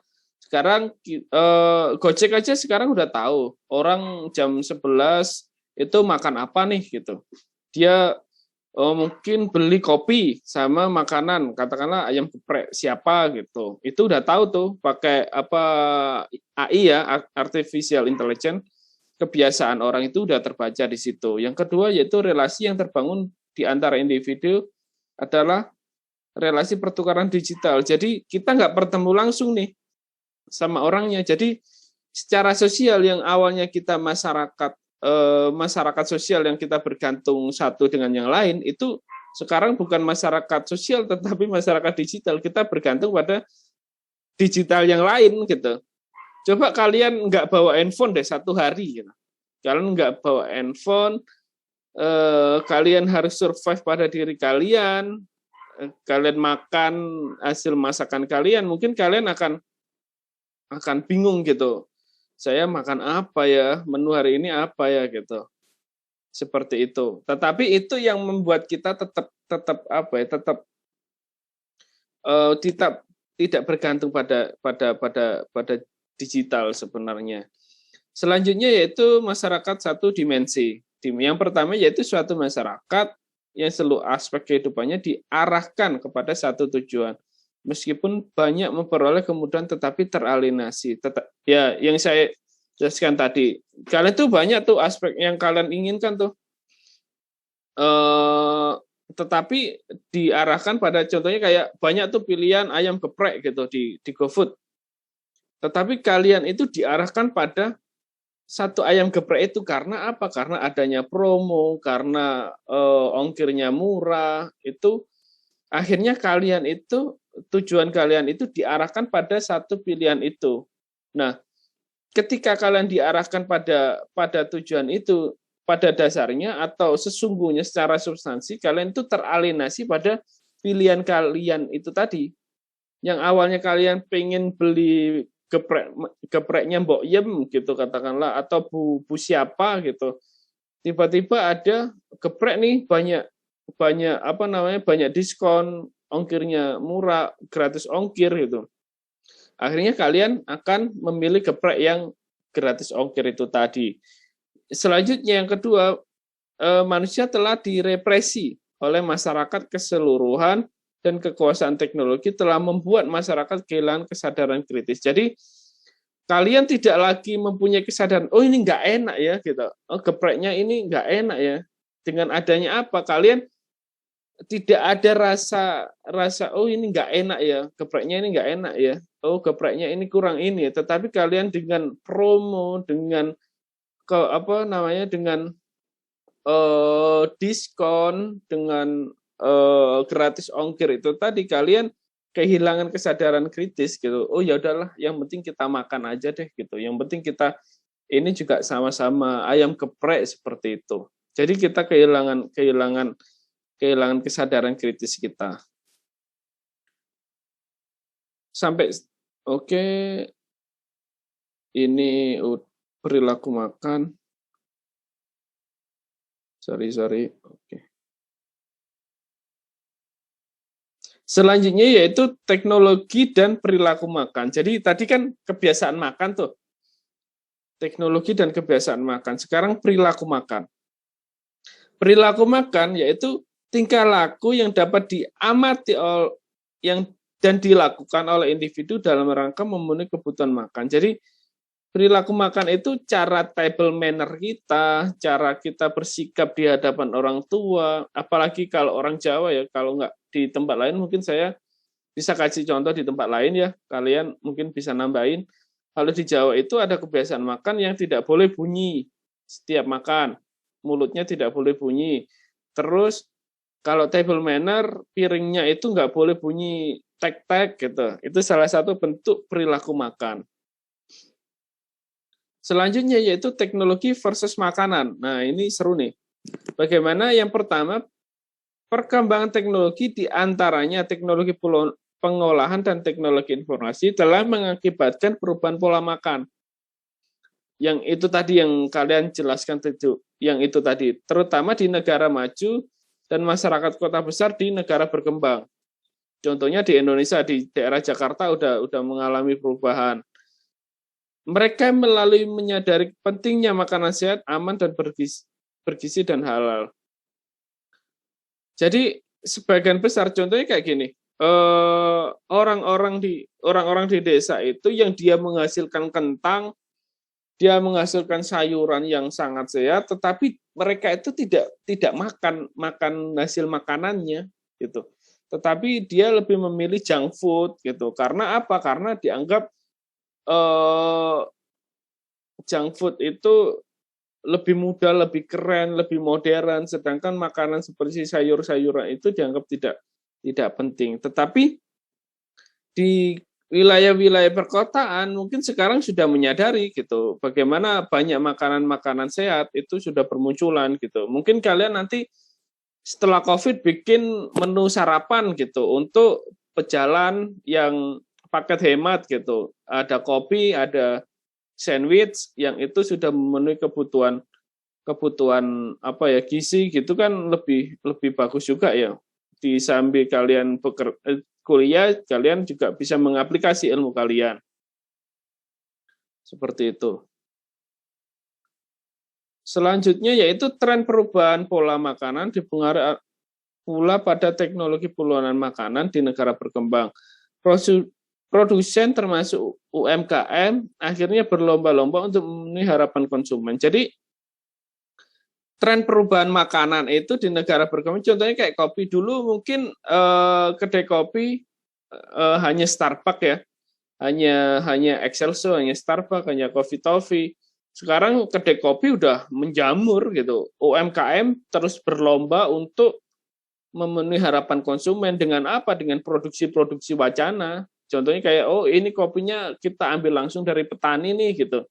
Kita langsung direct selling nih dari petani. Jadi ini salah satu wujud dari kedaulatan petani yang dihadirkan dalam secangkir kopi gitu. Seperti itu.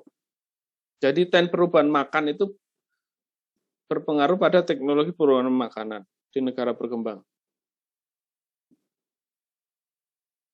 Selanjutnya yaitu pengaruh teknologi terhadap perilaku makan. Yang pertama yaitu pandangan makanan global, perdagangan makanan global yaitu global trade.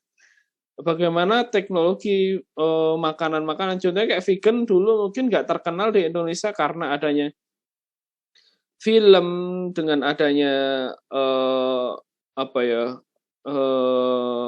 makanan global gitu yang sudah masuk di Indonesia, kayak contoh vegan, terus junk food. Dulu kan nggak tahu kita burger itu apa, tetapi dengan adanya perubahan itu pasar global trade itu sehingga KFC, McD itu masuk di Indonesia, sehingga kita tahu tuh apa tuh burger gitu, apa itu fried chicken gitu.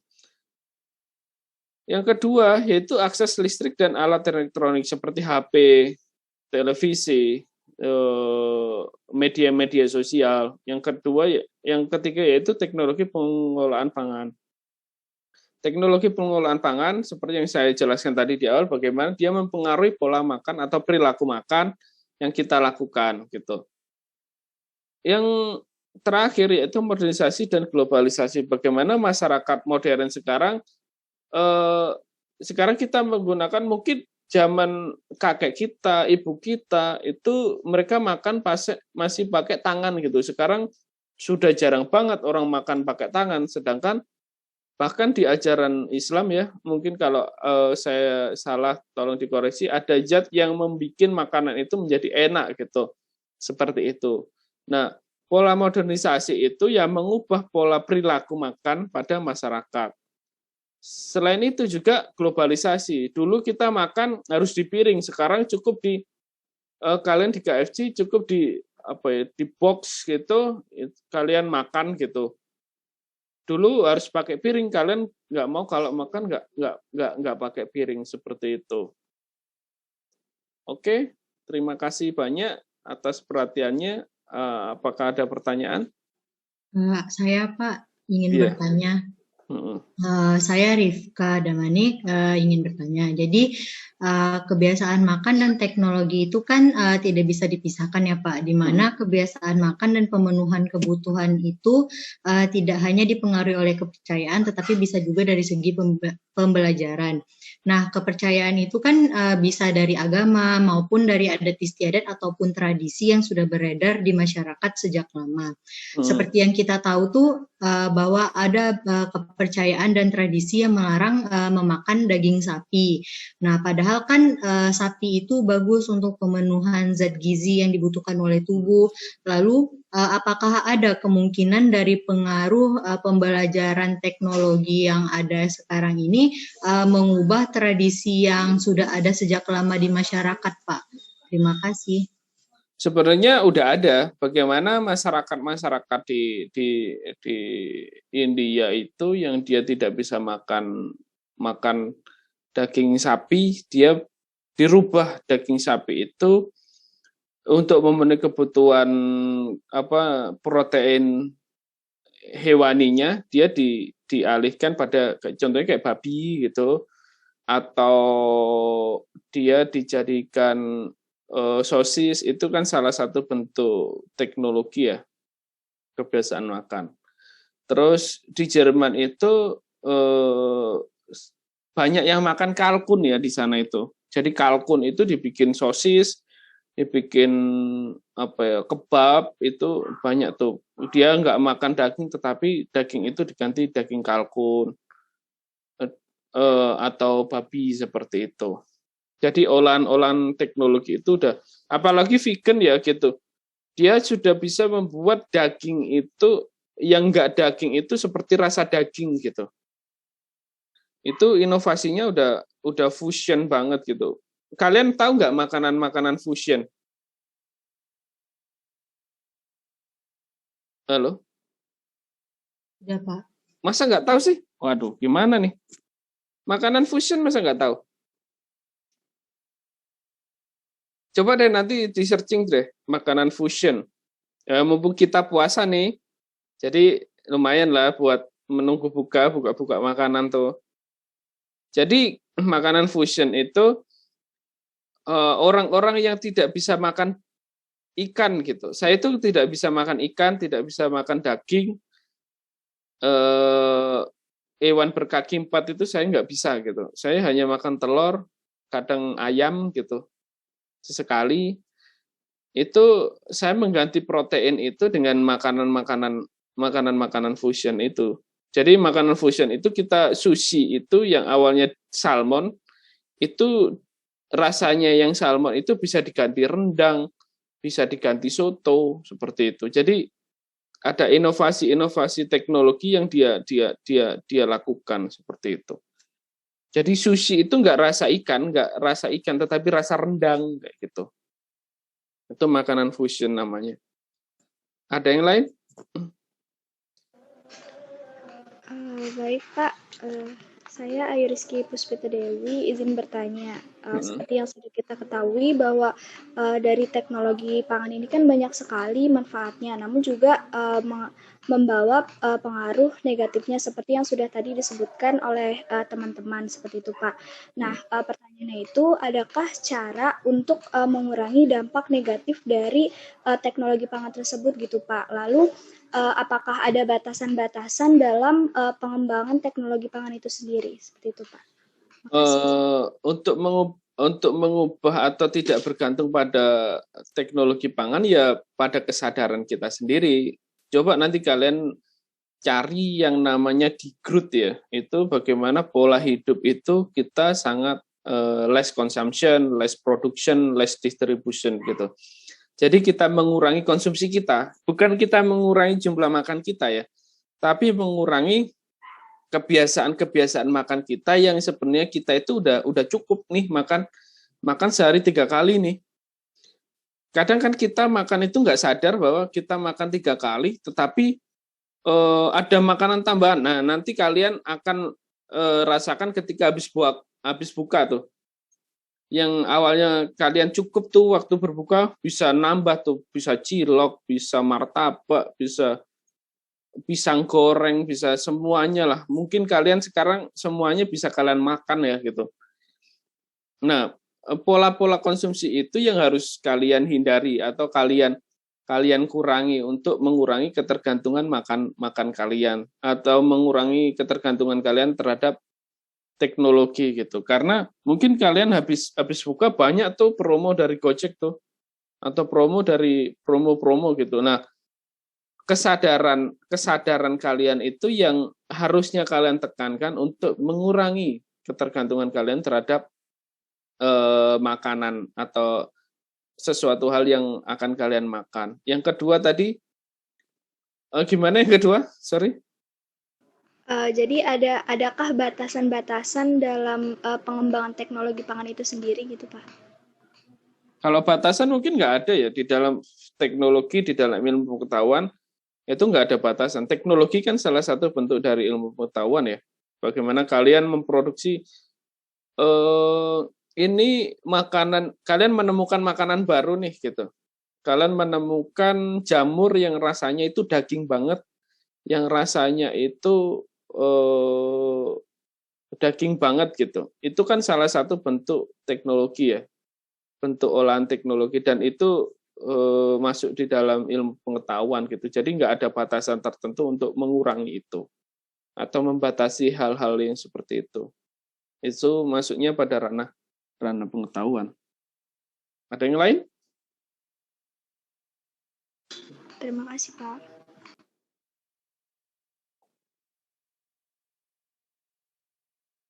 Ada yang lain? Kalau sudah saya akhiri dan saya kembalikan pada Bu Adil.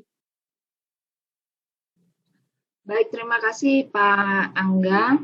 Oke, terima kasih Bu Adil. Kayaknya pada seneng ya, karena kalau saya terus yang Zoom kan bosen ya. Jadi saya cari variasi dengan perspektif yang sedikit berbeda tentang sosiologi gizi ini. Jadi supaya Anda juga mendapatkan pengalaman belajar dari dosen yang lain. Jadi Pak Angga ini juga merupakan tim teaching saya di 2 semester ya Pak Angga ya. 2 atau 3 semester yang lalu di gizi. Namun beliau sekarang tidak punya banyak waktu karena sedang short course juga. Di mana Pak Angga? Barcelona Bu. Barcelona. Jadi saya tidak bisa meminta waktunya untuk bisa tandem mengajar Anda semester ini. Jadi baru bisa saya saja gitu. Namun alhamdulillah hari ini ya mungkin berkah puasa ya hari ini. Jadi puasa pertama Pak Angga bisa bergabung bersama kita untuk men-share banyak sekali pengalaman-pengalaman yang berkaitan dengan teknologi ya. Tadi yang menjadi satu hal yang sangat penting untuk Anda bisa mempelajari inovasi-inovasi di bidang pangan gitu ya, yang itu juga akan menunjukkan bagaimana perilaku konsumsi masyarakat tadi yang sudah disampaikan oleh Pak Angga juga, yang itu berkaitan dengan materi yang terakhir saya Zoom bersama Anda gitu ya, perilaku konsumsi anak ya, kemudian remaja dan juga kelompok masyarakat lainnya secara spesifik ataupun secara general gitu.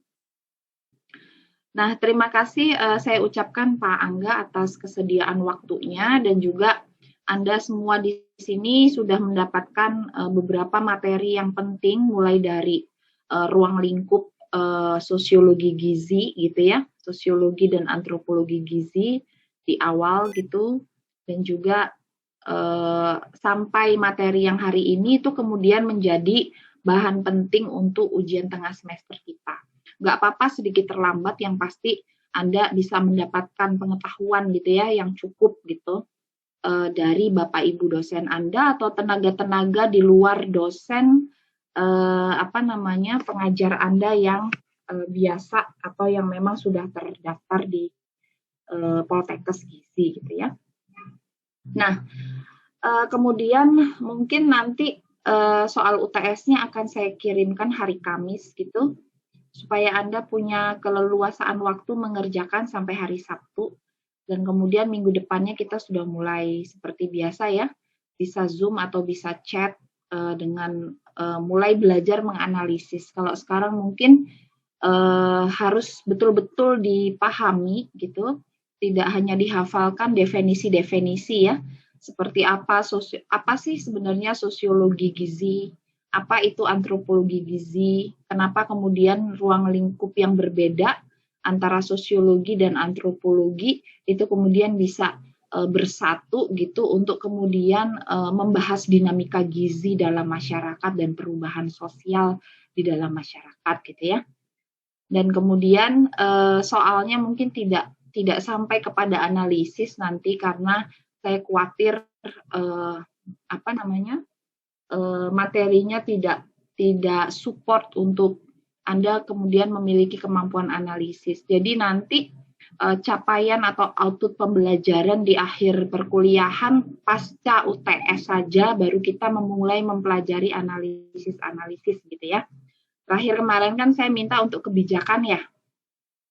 Jadi ada beberapa kebijakan. Jadi jangan diabaikan tugas-tugas yang sudah Anda buat, karena itu nanti akan jadi bahan untuk saya kemudian bisa membuat soal ujian. Jadi tidak mungkin soal itu dibuat melebihi gitu ya, melebihi batasan dari soal-soal yang sudah atau kewajiban-kewajiban Anda menuliskannya di dalam tugas belajar gitu.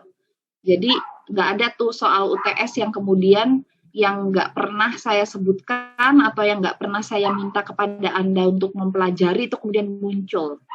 Nah itu itu mungkin bikin soal UTS-nya sebelum buka puasa ya. Kalau udah buka mungkin sadar gitu kan, sudah sadar sepenuhnya. Jadi mungkin itu saja dari kami berdua ya. Terima kasih sekali lagi Pak Angga, dan terima kasih teman-teman mahasiswa yang sudah meluangkan waktu dan sudah all out dengan mengaktifkan kamera. Saya sangat mengapresiasi yang sudah mengaktifkan kamera. Saya belum bisa mengaktifkan karena saya masih belum mandi gitu ya. Jadi agak kurang enak buat dilihat gitu. Jadi apa ada pertanyaan sampai sini untuk UTS? Saya izin keluar dulu ya. Baik, terima kasih Pak Angga. Ya, terima kasih untuk mahasiswa sekalian. Saya ucapkan terima kasih untuk perhatiannya. Saya akhiri. Assalamualaikum warahmatullahi wabarakatuh. Waalaikumsalam warahmatullahi wabarakatuh. Terima kasih Pak Angga. Selamat sore Pak. Ujian atau teknis ujian, kalau soalnya jangan ditanya lagi ya. Kalau saya lebih condong mungkin ininya ya, teknis ujiannya nanti tetap seperti biasa di paper A4 satu spasi saja, jadi tidak 2 spasi. Rata kanan kiri ukurannya 3-3-2-2 ya. Jadi 3 kiri, 3 atas, 2 kanan dan 2 bawah, dan kemudian ada halaman. Jadi akan terlihat Anda copy paste dari Google atau tidak, itu nanti Word. Jadi versinya Word, jangan PDF. Kalau yang PDF langsung kemudian saya tidak akan koreksi. Jadi hanya menerima Word saja gitu ya. Nah, kemudian kalau ada nilainya yang masih kurang, itu saya menyiapkan atau menyediakan waktu untuk ujian HAIR. Gitu ya. Kalau UTS-nya masih di bawah 60 gitu, jadi Anda bisa ujian HAIR lisan. Jadi ujian HAIR-nya tidak tertulis tapi lisan. Ya. Oke. Dan kemudian jangan lupa cover ya, cover UTS itu ujian tengah semester, di atasnya sosiologi, antropologi gizi, D3 Poltekkes nama Anda, kemudian logo atau logo dulu seperti biasa, di bawahnya ada keterangan jurusannya dan fakultasnya gitu. Kemudian di bawahnya bulan dan tahun, jangan lupa. Jadi misalnya Jakarta Januari 2020 gitu. Atau bulan apa sih sekarang? April ya. April 2021 gitu. Karena kadang-kadang ada yang kelupaan cuma nulis tahun, tapi tidak bulan. Oke, ada lagi yang mau ditanya? Kalau tidak ada, saya akhiri ya. PJ mungkin nanti bisa bertanya di grup, silahkan saja untuk mewakili teman-temannya yang lain. Terima kasih, saya akhiri dulu pertemuan kita hari ini. Selamat sore, salam sejahtera untuk semuanya. Mudah-mudahan puasanya lancar ya hari ini. Yang sudah puasa, kalau yang ada puasanya besok ya selamat menunaikan ibadah puasa. Terima kasih. Assalamualaikum warahmatullahi wabarakatuh. Selamat sore semuanya. Waalaikumsalam warahmatullahi wabarakatuh. Terima kasih Bu. Selamat sore.